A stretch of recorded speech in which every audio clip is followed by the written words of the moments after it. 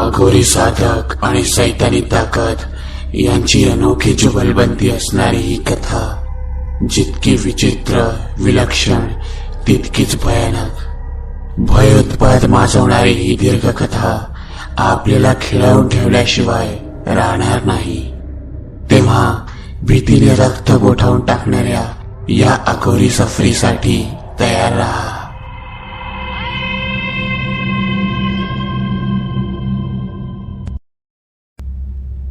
कथेचं नाव आहे अघोरी भाग 15 अंतिम भाग। लेखक दीपक पाटील।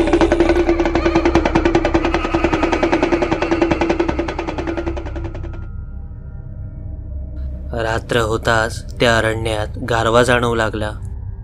अघोरी मात्र शांत चित्ताने त्या सुकलेल्या खोडाला टेकून बसला होता। रात्रीचे 9 वाजत आले असावे। नदीपलीकडे दिसणारे शहर आता काहीसे सामसूम वाटू लागले होते। अघोरी योग्य वेळेची वाट पाहत असावा। पुढील अर्धा पाऊण तास तो तसाच बसून राहिला आणि मग आपली झोळी त्या सुकलेल्या खोडाला टांगून त्रिशूळ हातात घेऊन तो समोरील उतरंड उतरू लागला। पाण्याच्या प्रवाहातून सप पाय उचलत तो आता वाळूतून पुढे त्या घाटाकडे निघाला। पुढील 3-1 मिनिटात त्याने घाटाच्या पायऱ्या चढण्यास सुरुवात केली। घाटाच्या अगदी वरती आल्यावर एका पायरीवर तो बसला। तो प्रतापची वाट पाहत बसला असावा आणि इतक्यात 4 कॉन्स्टेबलसह पोलीस जीप घेऊन प्रताप तिथे हजर झाला। आता त्यांना आपल्या निश्चित कार्यासाठी निघायचे होते। दुपारीच प्रतापने 4 बळी गेलेल्या त्या मुलींच्या पालकांची भेट घेतली होती आणि त्यांना या विचित्र समस्येबद्दल कल्पना दिली होती। तसेच तुमच्या सहकार्याने एका निष्पाप मुलीचे प्राण तुम्ही वाचवू शकता, तेव्हा तुम्ही आम्हाला हे करण्याची परवानगी द्यावी। त्यांना अशी गळही घातली होती। 4 पैकी 3 मुलींचे पालक यासाठी तयार झाले होते, पण मृतदेहाची कोणतीही विटंबना न होता ते पुन्हा पूर्वरत पुरले जावे ही त्यांची अट होती।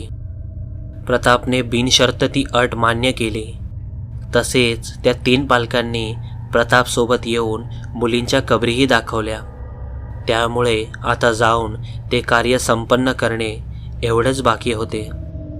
अघोरीला आपल्या गाडीमध्ये बसवून प्रताप आणि टीम एका निश्चित ठिकाणाकडे निघाली। त्या 3 मुलींपैकी एका मुलीला एका वेगळ्या दफनभूमीत तर इतर 2 मुलींना एकाच दफनभूमीत पुरण्यात आले होते। प्रथम त्यांनी एका मुलीला गाडलेल्या दफनभूमीकडे जाण्याचे ठरवले। 15 मिनिटात ते तिथे पोहोचले। रात्रीचे 10:30 होत आले असावे। ते कब्रस्तान शहराच्या एका टोकाला असणाऱ्या निर्जन ठिकाणी होते। अमावस्या उद्याच असल्याने काळोखाता चांगलाच वाढला होता। चुकून दिसणाऱ्या एखाद्या भटक्या कुत्र्याशिवाय त्या कब्रस्थानात कोणीही नव्हते। आपला टॉर्च सांभाळत प्रताप पुढे झाला। त्या मागोमाग अघोरी आणि हातात कुदळ फावडे घेतलेली कॉन्स्टेबलही चालू लागले। आता ते त्या छोट्या मुलीच्या कबरीसमोर उभे होते। प्रतापने इशारा करताच कॉन्स्टेबलने ती कबर खोदायला सुरुवात केली।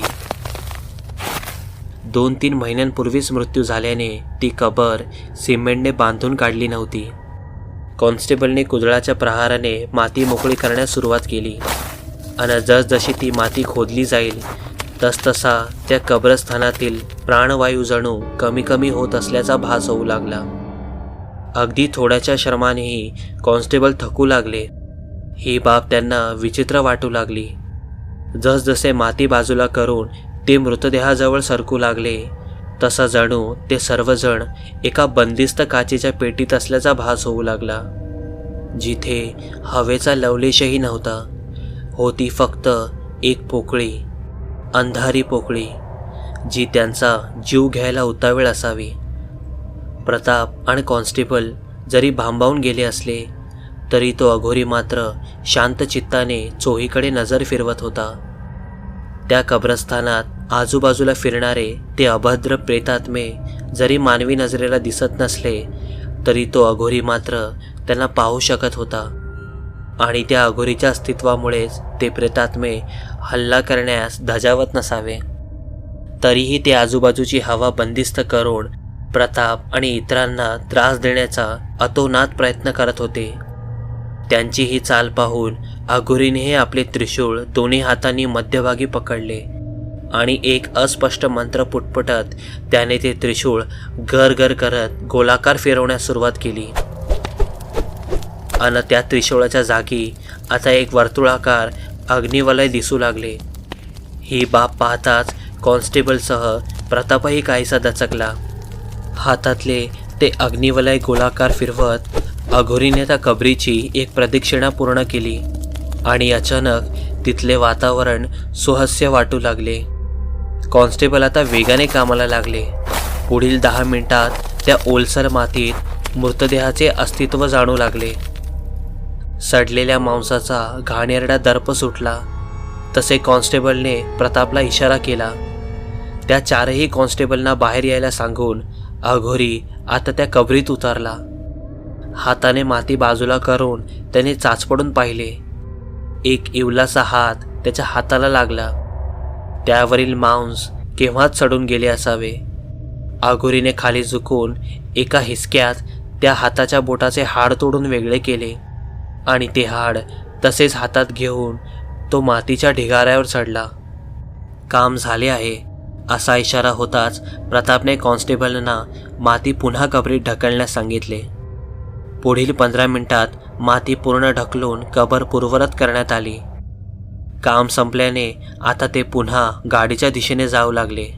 पण त्यापैकी कोणालाही हे लक्षात आले नाही की ते सैतानी कावळे आकाशात घुटमळून त्यांचे हे कार्य पाहत होते. गाडीने वेग धरताच आकाशात उडणारे कावळेही गाडीच्या मागावर होत त्यांचा पाठलाग करू लागले. 15 मिनिटात ते दुसऱ्या कब्रिस्तानात पोहोचले. झरझर पावले टाकत प्रताप सर्वात पुढे होता. त्याने पुढे होत टॉर्चने जवळजवळ असणाऱ्या त्या 2 कबरी दाखवल्या. 2 कॉन्स्टेबल दोन्ही कबरीकडे सरसावले. पण यावेळी मात्र हे काम इतके सोपे राहणार नव्हते, कारण ते सैतानी कावळे आजूबाजूच्या झाडावर दबा धरून बसले होते. रात्रीच्या काळ्याक भिन्न अंधारात अघोरीसह कोणालाही त्याची भनक लागली नसावी. आणि जसा कॉन्स्टेबलनी त्या दोन्ही कबरींना खोदण्याचा प्रयत्न सुरू केला तसे ते 100-150 कावळे त्यांच्यावर तुटून पडले. या अनपेक्षित हल्ल्याने अघोरीसह सगळे चकित झाले. कॉन्स्टेबलची तर पाचावर धारण बसली. ते सैरावैरा पळू लागले. इतक्यात अघोरीने आपल्या दमदार आवाजात त्यांना थांबण्याचा हुकूम दिला. तोंडातून अस्पष्ट मंत्रोच्चार करत त्याने आपले त्रिशूळ पुन्हा एकदा फिरवण्यास सुरुवात केली. यावेळी त्या वर्तुळातून तीव्र अग्निशालका बाहेर पडू लागल्या. तसे धास्तावलेले ते सैतानी कावळे वाट मिळेल तिकडे पसार होत नाहीसे झाले. अघोरीने त्या कॉन्स्टेबलना आपले काम पुन्हा सुरू करण्यास सांगितले. घाबरतच ते कॉन्स्टेबल पुन्हा कबरीकडे येऊ लागले. प्रताप यावेळी हातात फावडे घेऊन कॉन्स्टेबलना मदत करत होता. पुढील अर्ध्या तासात दोन्ही कबरी चांगल्याच खोदून झाल्या. मृतदेह हाताला लागू लागले. दुर्गंधी चांगलीच जाणवत होती. फावड्याने माती बाजूला सरकवत असणाऱ्या प्रतापला मृतदेहाचे अस्तित्व जाणवताच त्याने फावडे बाजूला ठेवले आणि हाताने तो माती बाजूला करू लागला. कुजलेल्या कापडात त्याने तपासून पाहिले असता त्याच्या हाताला मृतदेहाचा पाय लागला होता. त्याने हिम्मत करून तो अस्थिरूपी पाय हलकेच वर उचलला आणि तो त्या पायाच्या बोटाचे हाड तोडण्याचा प्रयत्न करू लागला. इतक्यात अर्धवट उघड्या त्या मृतदेहावरील उर्वरित मातीही थरथर करत बाजूला सांडू लागली आणि अचानक ती मुलगी उठून बसली. सडलेल्या विद्रूप चेहऱ्याची ती मुलगी विचित्र अमानवीय आवाजात हसत प्रतापकडे पाहत होती. या अनपेक्षित धक्क्याने प्रताप जणू जागीच थिजला. प्रतापच्या हातातील पाय मागे खेचत अर्धवट कुजलेल्या कापडातील त्या सडक्या अस्थिपिंजराने प्रतापवर हल्ला करण्याच्या इराद्याने झडप घातली. हे पाहून भीतीने गाळण उडालेला प्रताप पाठमोरा पडला. कॉन्स्टेबल तर मिळेल त्या वाटेने जीपकडे पळाले. इतक्यात त्या अघोरीने कबरीत उडी मारली. आपल्या हातातील त्रिशूळ त्या अस्थिपिंजराच्या मस्तकावर ठेवून आपल्या कणखर आवाजात त्याने एक मंत्रोच्चारण सुरू केले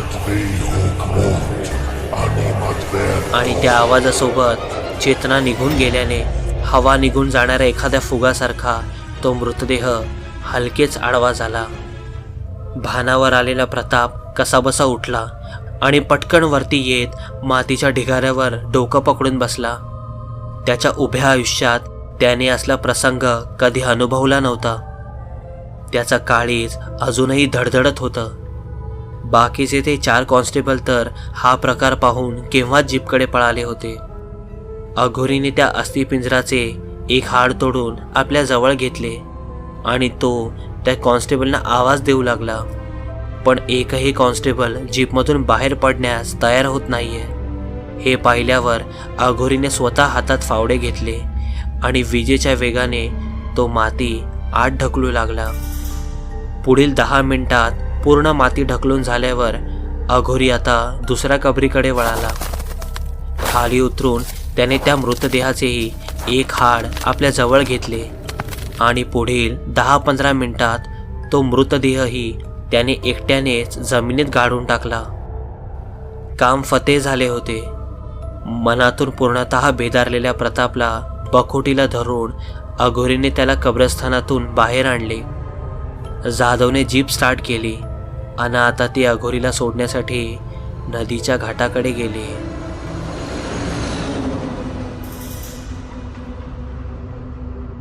आजची रात्र ही निर्णयाची रात्र होती. अघोरीच्या इतक्या वर्षाच्या तपश्चर्या आणि सिद्धीचा आज कस लागणार होता. एकीकडे त्या डाकिणीची महाविनाशकारी असुरी शक्ती तर दुसरीकडे एका सिद्ध अघोरीची जनकल्याणकारी तंत्रसाधना. ही अनोखी जुगलबंदी आज त्या शापित अरण्यात पाहावयास मिळणार होती.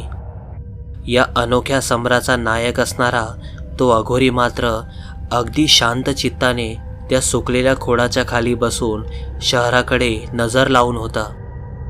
रात्रीचे 8:30 होत आले असावेत.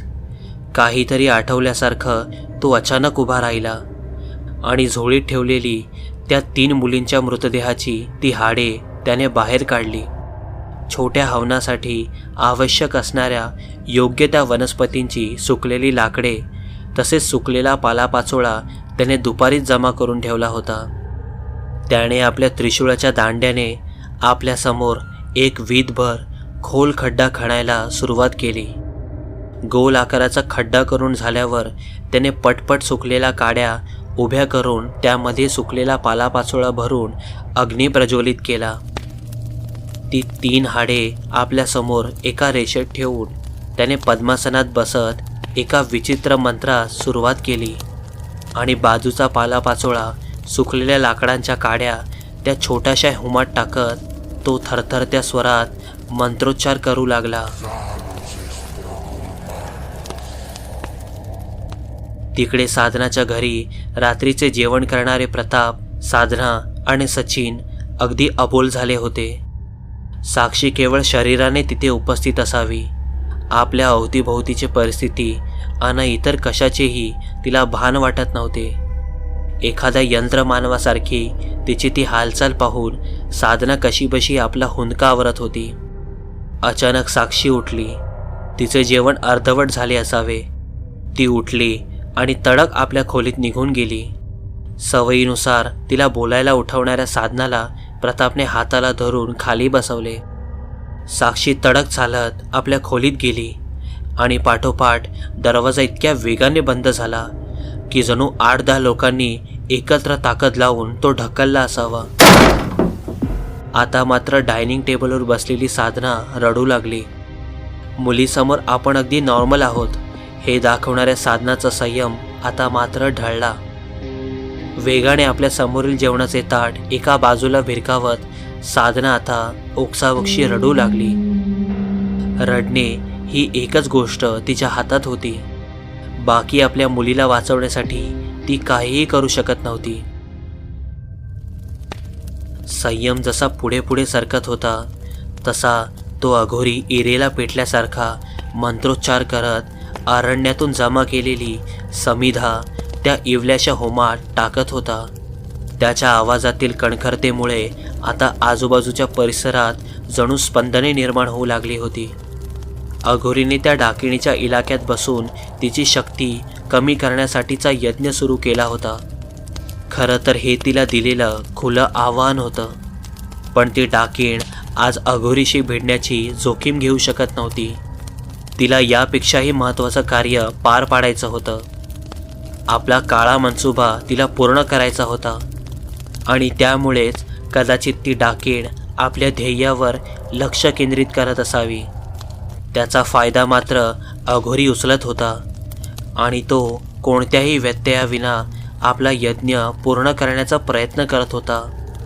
कारण तो यज्ञ पूर्ण होताच त्या डाकिणीची शक्ती कमी होण्यास मदत होणार होती. पुढील दीड तास तो अघोरी अतिशय क्लिष्ट असणारा तो मंत्रोच्चार करतच राहिला आणि अचानक त्याने समोर ठेवलेल्या त्या 3 हाडांपैकी एक हाड उचलून समोरील त्या यज्ञात फेकले. त्या कुजलेल्या हाडाचा एक काळसर स्फोट झाला आणि त्या स्फोटासरशी यज्ञापासून अरण्याकडे जाणाऱ्या विचित्र अशा लहरी उमटल्या. ही तर एक सुरुवातच होती. त्या डाकिणीच्या साम्राज्याला जणू अघोरीने सुरुंग लावला होता आणि त्याचे पडसाद संपूर्ण अरण्यात दुमदुमू लागले. अघोरी आता भलताच इरेला पेटला होता. त्याच्या तोंडातील मंत्रोच्चार अधिकाधिक क्लिष्ट होऊ लागले. काही कावळे येऊन आता त्याच्या अवतीभोवती घुटमळू लागले. नजर ठेवणारे ते सैतानी पक्षी म्हणजे जणू त्या डाकिणीचे डोळेच असावे. त्यांच्या त्या असंख्य अभद्र डोळ्यांनी ती डाकीण 10 दिशांना नजर ठेवत असावी. अघोरीचे कारस्थान जरी त्या डाकिणीने ओळखले असले तरी ती या घडीला अघोरीचा सामना करण्यात वेळ घालवू शकत नव्हती. कारण तिला आपले इस्पित साध्य करायचे होते आणि त्या संधीचा फायदा घेत अघोरी आपले कार्य नेटाने पुढे रेटत होता. रात्रीचे 11:30-12 वाजत आले असतील. अचानक आकाशातून सप सप सप लयबद्ध आवाज झाला. हा त्या तांबूस पांढरट रंगाच्या घुबडाच्या पंखाचा आवाज होता. चाणाक्ष अघोरीने त्वरित ओळखले. आपला मंत्रोच्चार सुरूच ठेवून त्याने हळूच आकाशाकडे नजर फिरवली. अमावस्येच्या त्या काळाकुट्ट अंधारातही त्याला पुढे जाणारे ते घुबड आणि त्यामागून असणारे 300-400 कावळ्यांची ती सैतानी टोळी दिसली. ती टोळी शहराकडे निघाली होती. क्षणभर विचलित झालेल्या अघोरीची नजर पुन्हा आपल्या समोरील होमाकडे स्थिरावली आणि त्याने आपल्या मंत्रोच्चाराचा वेग वाढवला. अरण्याकडे येऊन शहरात निघालेले ते घुबड आणि कावळे अतिशय शिस्तबद्ध पद्धतीने पुढे सरकत एका निश्चित ठिकाणाकडे जात होते. एका मागोमाग एक करत ते आता त्या अपार्टमेंटच्या अगदी जवळ जाऊन पोहोचले. किंचितही आवाज न करता ते सर्व पक्षी आता अपार्टमेंट शेजारील त्या झाडावर विराजमान झाले. ते साधनाचे अपार्टमेंट होते. हॉलमध्ये बसून असणारे प्रताप आणि सचिन सुरक्षेखातर हॉलच्या सर्व खिडक्या बंद करून बसले होते. साधना तर अर्धमेली झाल्यासारखी सोफ्यावर पडली होती. केव्हाही आपल्या मुलीच्या खोलीतून कसलासा विचित्र आवाज येईल आणि पुढच्या क्षणाला आपली मुलगी गायब होईल या विचारानेच साधना गर्भगळीत झाली होती. आता प्रताप उठून उभा राहिला आणि सावकाश पावले टाकत तो हॉलमधील एका खिडकीजवळ जाऊन उभा राहिला. त्या खिडकीतून ते समोरचे झाड स्पष्ट दिसू शकत होते. प्रतापने खिडकीचा पडदा हलकेच बाजूला सरकवून आपले तोंड खिडकीच्या काचेला चिटकवून बाहेर पाहण्याचा प्रयत्न केला. 3-4 सेकंद त्याच अवस्थेत राहिल्यावर त्याचे डोळे बाहेरील अंधाराला सरावले आणि अपार्टमेंटमध्ये असणाऱ्या दिव्यांच्या मंद प्रकाशात त्याने पाहिले. समोरील संबंध झाड जणू कावळ्यांनी भरून गेले होते. ते सर्व कावळे अगदी शांतपणे साक्षीच्या खिडकीकडे पाहत होते. प्रताप श्वास रोखून तो विचित्र नजारा पाहत होता. त्या झाडावर पाने कमी आणि कावळेच जास्त दिसत होते. अचानक त्या कावळ्यांना बाजूच्या खिडकीत उभा असलेल्या प्रतापची भनक लागली असावी. एका वेळी त्या 500-700 कावळ्यांनी आपल्या माना प्रताप उभ्या असणाऱ्या खिडकीकडे वळवल्या. तसा विजेचा झटका लागल्यासारखा प्रताप पटकन मागे हटला. काही काळ तसंच मागे उभा राहून त्याने पुन्हा हिंमत करून पुढे जाण्याचे ठरवले. यावेळी थोडासा दूर उभा राहून तो त्या खिडकीच्या काचेतून पाहत होता आणि अचानक त्याला बाहेर उडणाऱ्या त्या पक्ष्यांच्या पंखाचा एकच मोठा आवाज आल्याचा भास होऊ लागला. अनावधानाने तो पुढे झाला आणि डोळे बारीक करून त्याने पाहिले. ते अभद्र कावळे आता अलगद उडत साक्षीच्या खिडकीजवळ जमू लागले होते आणि पुढील अर्ध्या मिनिटात ते 500-700 कावळे अगदी जवळ जवळ येत एकरूप होत असल्याचा भास होऊ लागला आणि त्या कावळ्यांचे एका मानवी आकृतीत रूपांतर होण्यास सुरुवात झाली. ती आकृती मानवी असली तरी तिची उंची खचितच मानवी नव्हती. 8-10 फूट उंचीची ती आकृती एका स्त्रीची आकृती असावी. काळ्या कुट्ट अंगाची ती स्त्री आता हळूहळू स्पष्ट दिसू लागली होती. दात आणि डोळे त्या पूर्ण काळ्या कुट्ट रंगात विलक्षण चमकत होते. अंगावरील वस्त्रासारखे असणारे ते आवरणही काळे कुट्ट असल्याने ती स्त्री महाभयंकर वाटत होती. प्रताप श्वास रोखून हे सर्व पाहत होता. ती डाकीण आता अलगद तरंगत साक्षीच्या खिडकीकडे जाऊ लागली. तसा प्रताप एका बाजूला सरकत मान तिरकी करून शक्य तेवढे साक्षीच्या खिडकीकडे पाहण्याचा प्रयत्न करू लागला. ती डाकीण साक्षीच्या खिडकीपासून 5-6 फूट अंतरावर अलगद तरंगत होती आणि अचानक तिने बोटाने इशारा करताच साक्षीच्या खोलीच्या खिडकीत असणारी ती लोखंडी जाळी भिंतीतून निखळून अपार्टमेंट बाहेरील अंधारात दूर फेकली गेली. आश्चर्य म्हणजे आता साक्षी त्या निखळलेल्या खिडकीत उभी होती. ती एकटक काळ्याक भिन्न बाईकडे पाहत होती आणि ती बाई चिरपरिचित असल्यासारखी साक्षी तिच्याकडे पाहत हसत होती. त्या काळ्या आकृतीने इशारा करताच साक्षीने स्वतःला खिडकीतून झोकून दिले आणि इकडे ते पाहणाऱ्या प्रतापच्या काळजात धस झाले. त्याने गच्च डोळे मिटले. साक्षी आता कोणत्याही क्षणी 4थ्या मजल्यावरून खाली आदळेल या विचाराने प्रतापने डोळे मिटले होते आणि पुढच्या क्षणाला साक्षीचे ते निखळ हसू त्याला ऐकू आले. तसे त्याने डोळे उघडून पाहिले. साक्षीला आपल्या कवेत घेऊन ती भयंकर दिसणारी काळसर आकृती हळूहळू अंधारात जात होती. साक्षी मात्र तिच्या कवेत बसून खदाखदा हसत होती.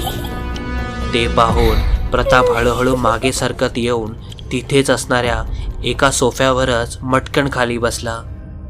साक्षी गेली होती. त्या डाकिणीने इतके दिवस साक्षीला आपली सवय लावली होती आणि आज साक्षी जणू आपल्या मर्जीने तिच्यासोबत गेली असावी असेच वाटत होते. क्षणभर भांबावलेल्या प्रतापला अचानक लक्षात आल्याने त्याने फोन बाहेर काढला आणि पाळतीवर असणाऱ्या त्या कॉन्स्टेबलला फोन केला. कॉन्स्टेबलने पुढच्या क्षणाला गाडीत असलेला तो भोंगा वाजवला.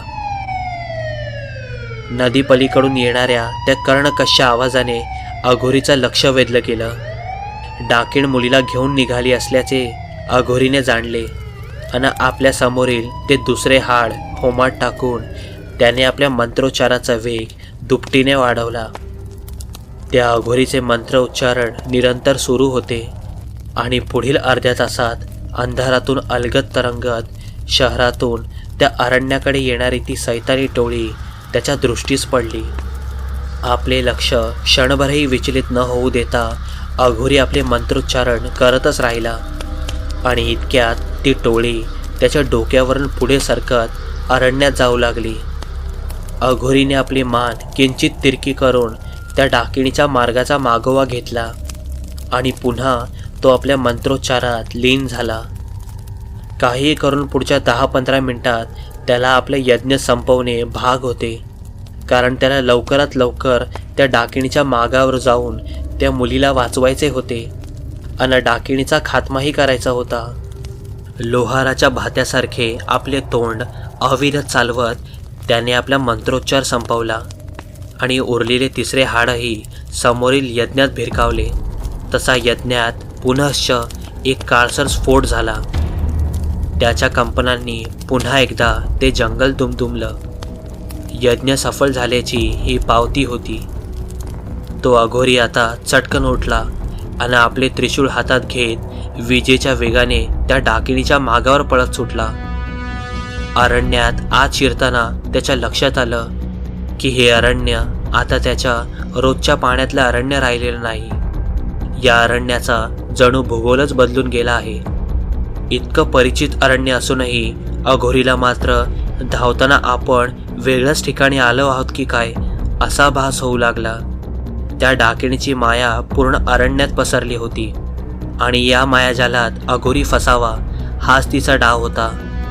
धावणाऱ्या अघोरीला उशीर का होईना, पण ही गोष्ट लक्षात आली असावी आणि आपल्या शरीरातील 5 ज्ञानेंद्रियाच्या पलीकडे असणाऱ्या सुप्त शक्ती त्याने जागृत करण्यास सुरुवात केली.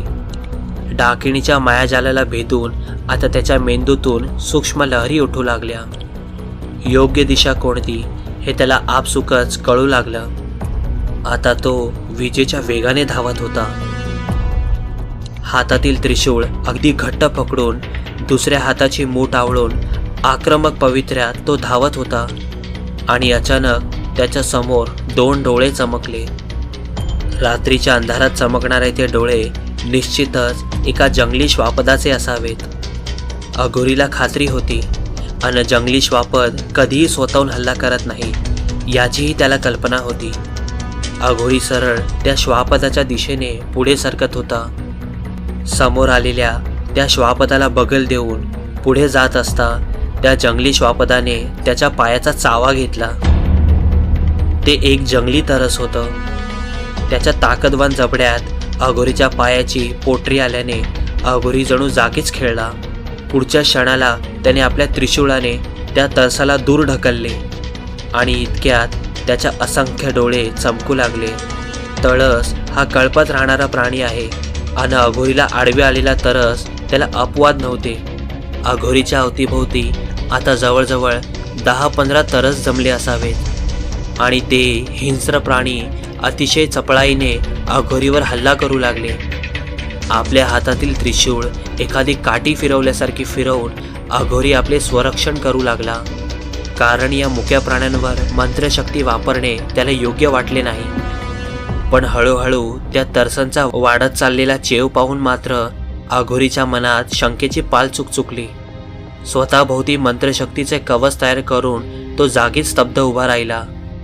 आजूबाजूने घोंगावणाऱ्या त्या तरसांच्या या टोळीकडे पाहता अघोरीला त्याच्या डोक्यावर एक विचित्र धुरकट गोळा तरंगत असल्याचा भास झाला. ते सर्वच्या सर्व तरस भारावले गेले होते. ही त्या डाकिणीची माया होती. त्या मुक्या प्राण्यांना तिने भारावून अघोरीवर हल्ला करण्यास उद्युक्त केले होते. हे जाणताच अघोरीने एक वेगळ्याच मंत्राचा वापर करून त्या सर्व मुक्या प्राण्यांना त्या डाकिणीच्या गुलामीतून मुक्त केले. पुढच्या क्षणाला भानावर आलेले ते प्राणी अघोरीला पाहताच बिचकतच आजूबाजूच्या झाडीत सरकले अन नाहीसे झाले. पण या सर्व हल्लाखोळात अघोरीचा पाय मात्र जबर जखमी झाला होता. त्या जखमी पायामुळे त्याच्या पळण्याचा वेग निश्चितच मंदावला होता. तरीही शक्य तेवढ्या वेगाने तो पुढे पळतच होता. तिकडे प्रताप साक्षीचे त्या डाकिनीद्वारे अपहरण होताच घरातून बाहेर पडत थेट नदी किनाऱ्याच्या त्या घाटावर पोहोचला होता. पाळतीवर असणारे 2 कॉन्स्टेबल तेथे जीप घेऊन तैनात होते. प्रताप आणि ते 2 हवालदार आता घाट उतरून घाटाच्या अगदी शेवटच्या पायरीवर जाऊन समोरच्या त्या अरण्याचा कानोसा घेत बसले. पण खरं तर समोर काहीच दिसत नव्हतं. काळाक भिन्न अंधाराशिवाय नजरेत काहीही येत नव्हतं. ते तिघेही कान देऊन काही आवाज येतोय का याचा कानोसा घेत होते. 15-20 मिनिटे होताच त्या जंगलात अचानक जबर स्फोटाचे आवाज येऊ लागले. त्याचबरोबर एक सोनेरी प्रकाश चमकून लुप्त पावताना दिसू लागला. एखाद्या आतिषबाजीसारखा तो नजारा अरण्याच्या अगदी आतील भागात दिसत होता. त्या नजाऱ्याने ते तिघेही काही काळ दचकले. पुढे धावणारा अघोरी आता एका ठिकाणी येऊन जागीच थिजला. त्याच्यासमोर गवताचा एक वर्तुळाकार मैदानात अगदी मध्यावर डाकीण तरंगताना दिसत होती.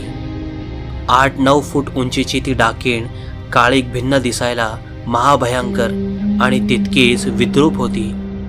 त्या मैदानाच्या मध्यभागी एका निळसर रंगाच्या स्फटिकरूपी मंचावर साक्षीला झोपवण्यात आले होते.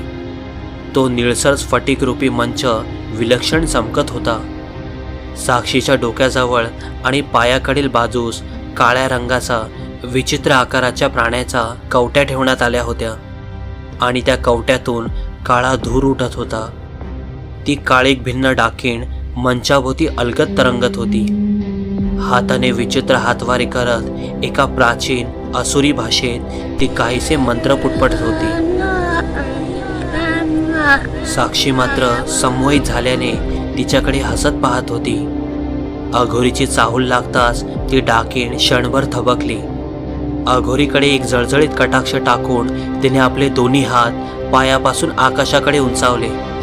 तसे त्या मंचावर ठेवलेल्या त्या कवठाड्यातून काळ्या धुराचे प्रचंड लोट उठत त्या अघोरीकडे येऊ लागले आणि बघता बघता त्या धुरातून एक एक करत ते सैतानी कावळे बाहेर पडू लागले. आता ते कावळे अघोरीकडे झेपावत होते. कावळ्यांना पाहून अघोरीला काहीही नवल वाटले नाही. या कावळ्यांना आपण असंच संपवून टाकू हा विचार करत अघोरी आक्रमक पावित्र्यात उभा राहिला. पण ते कावळे जवळ येताच त्या कावळ्यांचे रूपांतर आता तरंगणाऱ्या काळसर मानवी आकृतीत होऊ लागले. ते प्रेतात्मे होते. अघोरीला प्रेतात्म्यांना आवरणे अवघड नव्हते, पण ज्या संख्येने ते प्रेतात्मे अघोरीकडे येत होते ती मात्र चिंतेची बाब होती. गुळाच्या ढेपेभोवती जसे मुंगे जमतात त्याप्रमाणे त्या अघोरीच्या अवतीभोवती त्या काळी आकृत्या जमू लागल्या आणि त्यांनी अघोरीवर एक जबर हल्ला चढवला. या सर्वांपासून अलिप्त ती डाकीण मात्र आपले इच्छित कार्य तडीस नेण्यासाठी अविरत झटत होती. अघोरीला तिने जणू त्या प्रेतात्म्याचे हवाली केले होते. ती पिशाच्चे बेभान होऊन अघोरीवर हल्ला चढवत होती. अघोरीही आपल्या हातातील त्रिशूळाने वर्तुळ बनवून त्या पिशाच्यांचा नेटाने सामना करत होता. आणि इतक्यात काही पिशाचे अघोरीच्या पायात घुटमळू लागले. अघोरीच्या पोटरीवर झालेल्या जखमेतून भळभळ रक्त वाहत होते. असुरी पिशाचे आता अघोरीच्या पायाशी घुटमळून त्याचे रक्त शोषण करू लागली. या विचित्र प्रकाराने अघोरी मात्र भलताच खवळला आणि त्याने जागी स्तब्ध उभे राहून एका महाभयंकर मंत्रास सुरुवात केली. पुढील 5-1 मिनिटे तो स्तब्ध उभा होता.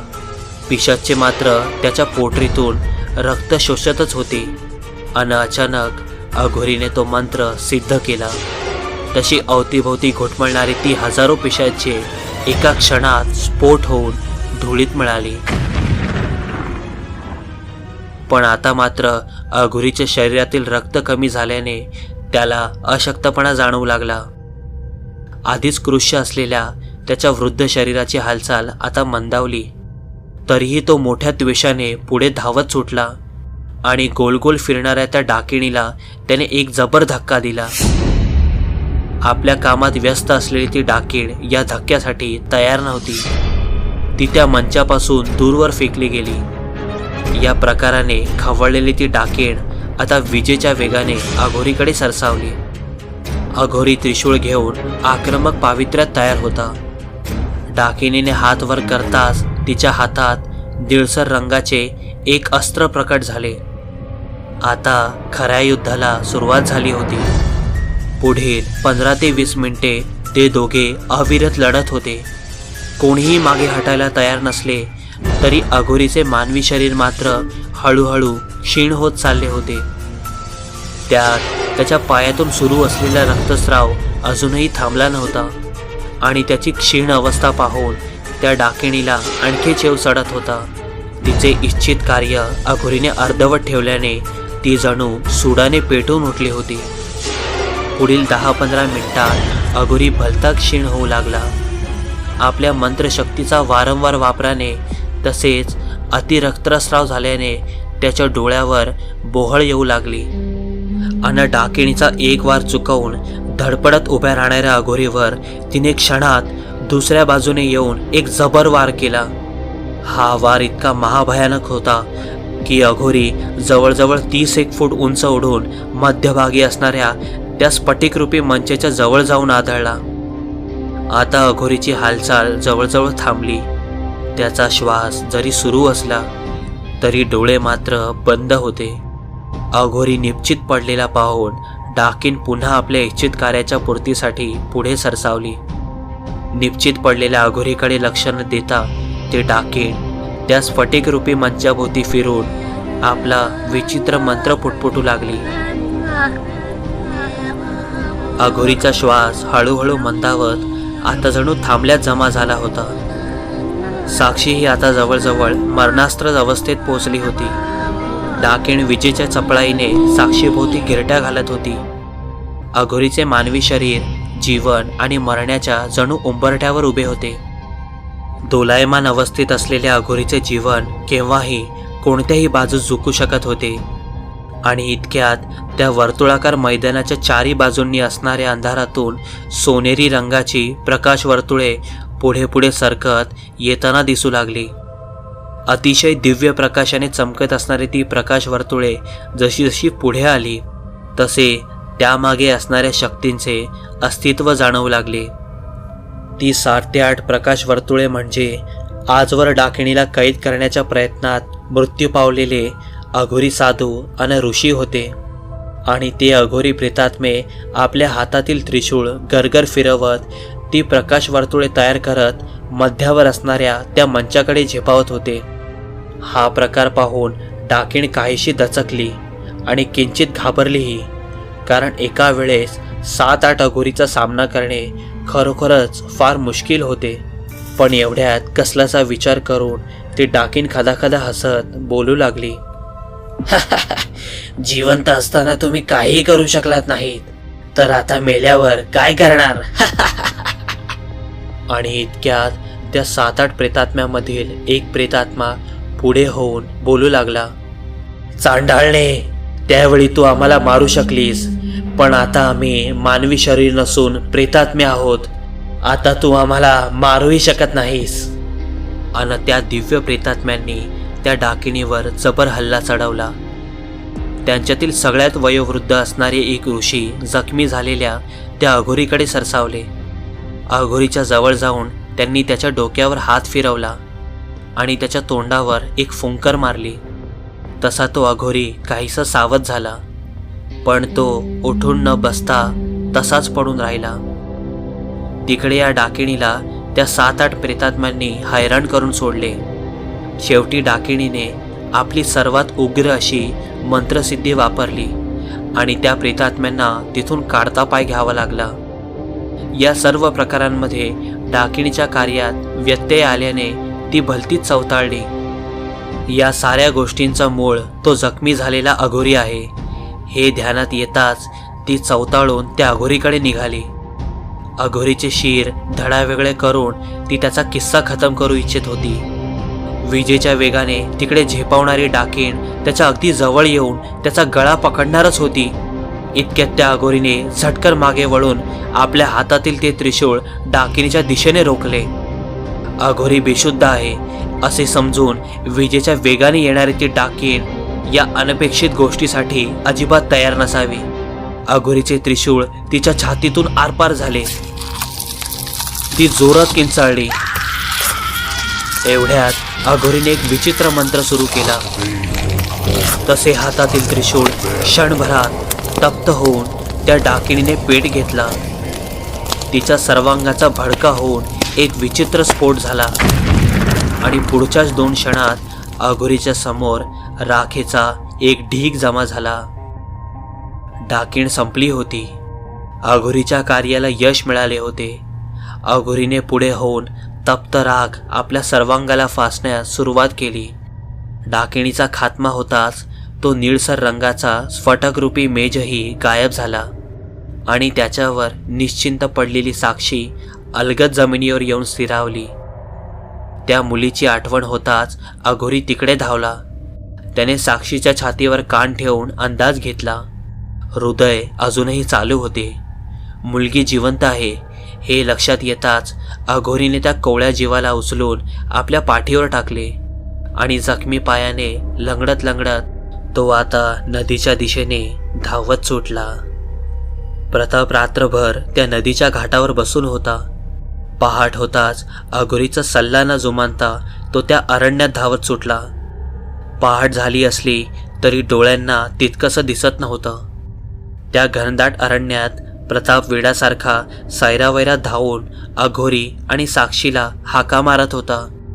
अन 10-15 मिनिटे धावत आत गेल्यावर त्याला एका ठिकाणी पडलेला तो अघोरी आणि साक्षी नजरेस पडली. प्रताप धावतच जाऊन त्या दोघांजवळ पोचला. अघोरीला त्याने आवाज देताच तो शुद्धीवर आला. साक्षी मात्र अजूनही बेशुद्ध अवस्थेत होती. अघोरीने प्रतापला या मुलीला लवकरात लवकर शहरात घेऊन जा म्हणून बजावले. प्रतापने साक्षीला आपल्या खांद्यावर टाकले आणि तो त्या नदीच्या दिशेने धावू लागला. अघोरी मात्र आपले त्रिशूळ सांभाळत थंड पावले टाकत हळूहळू त्या अरण्याच्या दुसऱ्या बाजूस जाऊ लागला. कोणाचाही निरोप न घेता तो जणू गायब होणार होता. त्याचं इथलं कार्य संपलं होतं. साक्षी वाचली होती. तसेच 800-900 वर्षापासून सुरू असलेला डाकिणीचा रक्तरंजित खेळही आता संपुष्टात आला होता. अघोरीच्या सत्व शक्तीने डाकिणीच्या असुरी शक्तीवर मात केली होती.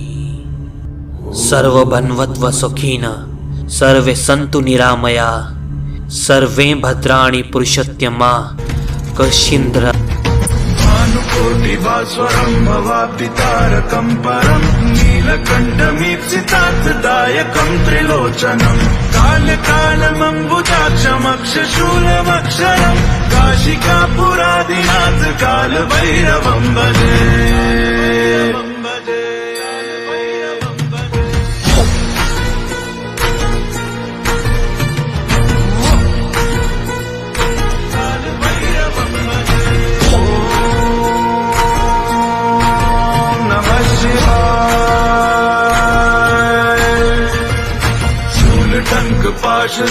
पाणिमादिकारणं श्यामकायमादिदेवमक्षरं निरामयं भीमविक्रमं प्रभुं विचित्रताण्डवप्रियं काशिकापुरादिनाथ कालभैरवं भजे.